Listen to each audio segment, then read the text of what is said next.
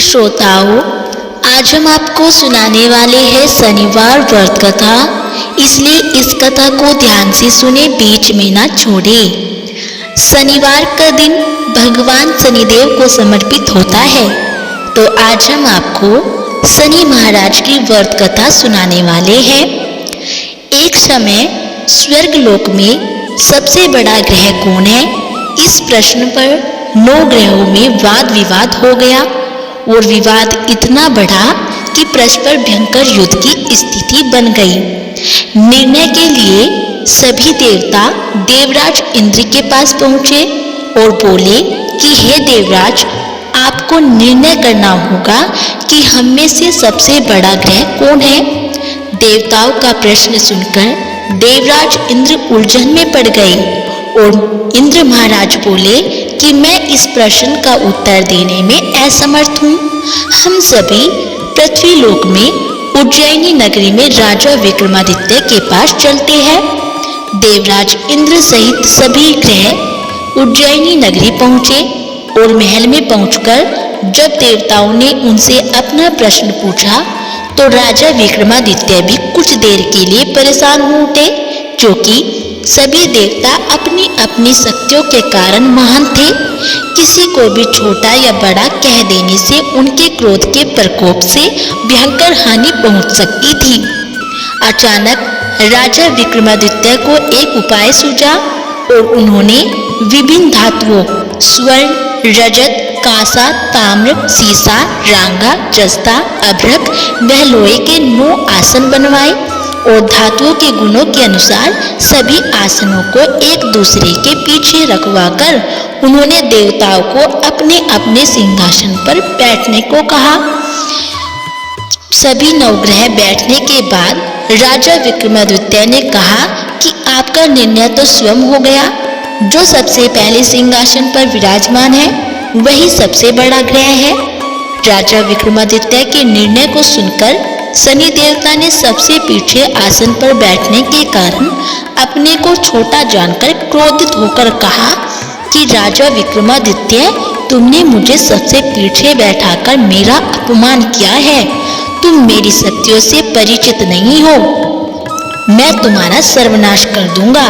शनि ने कहा कि सूर्य एक राशि पर 1 महीना, चंद्रमा 2.25 दिन, मंगल 1.5 महीना, बुध और शुक्र 1 महीना, बृहस्पति 13 महीना रहते हैं, लेकिन मैं किसी राशि पर 7.5 वर्ष तक रहता हूँ। बड़े बड़े देवताओं को मैंने अपने प्रकोप से पीड़ित किया है। राम को 7.5 के कारण ही वन में जाकर रहना पड़ा था और रावण को 7.5 के कारण ही युद्ध में मृत्यु का शिकार बनना पड़ा था। राजा, तू भी मेरे प्रकोप से नहीं बच सकेगा। इसके बाद अन्य ग्रहों के देवता तो प्रसन्नता के साथ चले गए, परंतु शनि देव बड़े क्रोध के साथ वहां से विदा हुए। राजा विक्रमादित्य पहले की तरह ही न्याय करते रहे और उनके राज्य में सभी स्त्री पुरुष बहुत आनंद से जीवन यापन कर रहे थे। कुछ दिन ऐसे ही बीत गए। उधर शनि देवता अपने अपमान को भूले नहीं थे। विक्रमादित्य से बदला लेने के लिए एक दिन शनिदेव ने घोड़े के व्यापारी का रूप धारण किया और बहुत से घोड़ों के साथ उज्जैनी नगरी पहुंचे। राजा विक्रमादित्य ने राज्य में किसी घोड़े के व्यापारी के आने का समाचार सुना तो अपने अश्वपाल को कुछ घोड़े खरीदने के लिए भेजा। घोड़े बहुत ही कीमती थे। अश्वपाल ने जब वापस लौटकर इस संबंध में बताया तो राजा विक्रमादित्य ने स्वयं आकर एक सुंदर व शक्तिशाली घोड़े को पसंद किया। घोड़े की चाल देखने के लिए राजा उस घोड़े पर सवार हुए तो वह घोड़ा बिजली की गति से दौड़ पड़ा और तेजी से दौड़ता हुआ घोड़ा राजा को दूर एक जंगल में ले गया और फिर राजा को वहां गिराकर जंगल में कहीं गायब हो गया। राजा अपने नगर को लौटने के लिए जंगल में भटकने लगा, लेकिन उन्हें लौटने का कोई रास्ता भी नहीं मिला। राजा को भूख प्यास लगाई। बहुत घूमने पर उसे एक चरवाहा मिला। राजा ने उससे पानी मांगा और पानी पीकर राजा ने उस चरवाहे को अपनी अंगूठी दे दी और फिर उससे रास्ता पूछकर वह जंगल से निकलकर पास के नगर में पहुंचा और राजा ने एक सेठ की दुकान पर बैठकर कुछ देर आराम किया। उस सेठ ने राजा से बातचीत की तो राजा ने उसे बताया कि मैं उज्जैनी नगरी से आया हूँ और राजा की कुछ देर दुकान पर बैठने से सेठ जी की बहुत ही बिक्री हुई। सेठ ने राजा को बहुत भाग्यवान समझा और खुश होकर उसे अपने घर भोजन के लिए ले गया।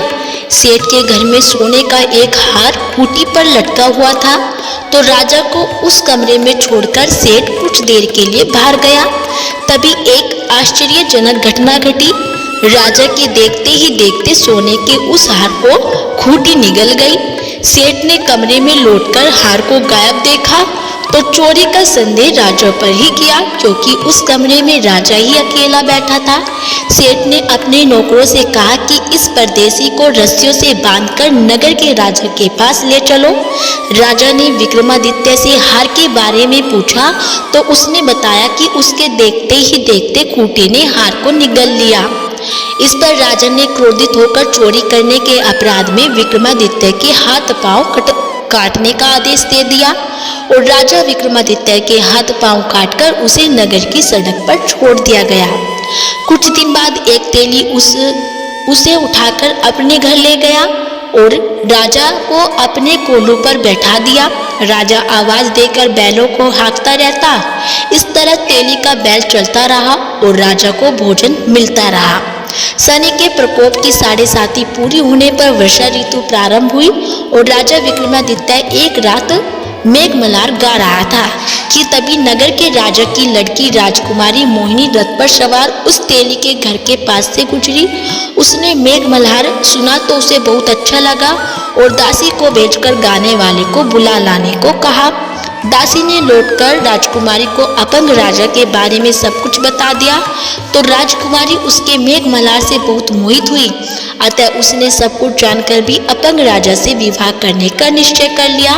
राजकुमारी ने अपने माता पिता से जब यह बात कही तो वे हैरान रह गए। रानी ने मोहिनी को समझाया, बेटी तेरे भाग्य में तो किसी राजा की रानी होना लिखा है, फिर तू उस अपंग से विवाह करके अपने पांव पर कुल्हाड़ी क्यों मार रही है। राजकुमारी ने अपनी जिद नहीं छोड़ी और अपनी जिद पूरी कराने के लिए उसने भोजन करना छोड़ दिया और प्राण त्याग देने का निश्चय कर लिया। आखिरी में राजा रानी को विवश होकर अपंग विक्रमादित्य से राजकुमारी का विवाह करना पड़ा और विवाह के बाद राजा विक्रमादित्य और राजकुमारी तेली के घर में रहने लगे। उसी रात स्वप्न में शनिदेव ने राजा से कहा कि राजा, तुमने मेरा प्रकोप देख लिया है, मैंने तुम्हें अपने अपमान का दंड दिया है। राजा ने शनिदेव से क्षमा करने को कहा और प्रार्थना की कि हे शनिदेव, आपने जितना दुख मुझे दिया है अन्य किसी को न देना। शनिदेव ने कुछ सोचकर कहा कि राजा, मैं तुम्हारी प्रार्थना स्वीकार करता हूँ और जो कोई स्त्री पुरुष मेरी पूजा करेगा, शनिवार को व्रत करके मेरी व्रत कथा सुनेगा, उस पर मेरी अनुकंपा बनी रहेगी। प्रातःकाल राजा विक्रमादित्य की नींद खुली तो अपने हाथ पांव देखकर राजा को बहुत खुशी हुई और उसने मन ही मन शनिदेव को प्रणाम किया और राजकुमारी भी राजा के हाथ पांव सही सलामत देखकर आश्चर्य में डूब गई। तब राजा विक्रमादित्य ने अपना परिचय देते हुए शनिदेव के प्रकोप की सारी कहानी सुनाई। सेठ को जब इस बात का पता चला तो दौड़ता हुआ तेली के घर पहुंचा और राजा के चरणों में गिरकर क्षमा मांगने लगा। राजा ने उसे क्षमा कर दिया क्योंकि यह सब तो शनिदेव के प्रकोप के कारण ही हुआ था। सेठ राजा को अपने घर ले गया और उसे भोजन कराया। भोजन करते समय वहां एक आश्चर्यजनक घटना घटी। सबके देखते देखते ही उस खूंटे ने हार उगल दिया और सेठ जी ने अपनी बेटी का विवाह भी राजा के साथ कर दिया और बहुत से स्वर्ण आभूषण धन आदि देकर राजा को विदा कर दिया। राजा विक्रमादित्य राजकुमारी मोहिनी और सेठ की बेटी के साथ उज्जैनी पहुंचे। नगरवासियों ने हर्ष से उनका स्वागत किया और अगले दिन राजा विक्रमादित्य ने पूरे राज्य में घोषणा कराई कि शनिदेव सब देवताओं में सर्वश्रेष्ठ है और प्रत्येक स्त्री पुरुष शनिवार को उनका व्रत करे और व्रत कथा अवश्य सुने। राजा विक्रमादित्य की घोषणा से शनिदेव बहुत प्रसन्न हुए और शनिवार का व्रत करने और व्रत कथा सुनने के कारण सभी लोगों की मनोकामनाएं शनिदेव की अनुकंपा से पूरी होने लगी और सभी लोग आनंद पूर्वक रहने लगे। बोलो भगवान शनिदेव की जय हो। तो दोस्तों ये थी शनिवार व्रत कथा। यदि आपको हमारी कथा अच्छी लगी हो तो प्लीज़ हमारी वीडियो को लाइक करें और चैनल को सब्सक्राइब करना ना भूलें।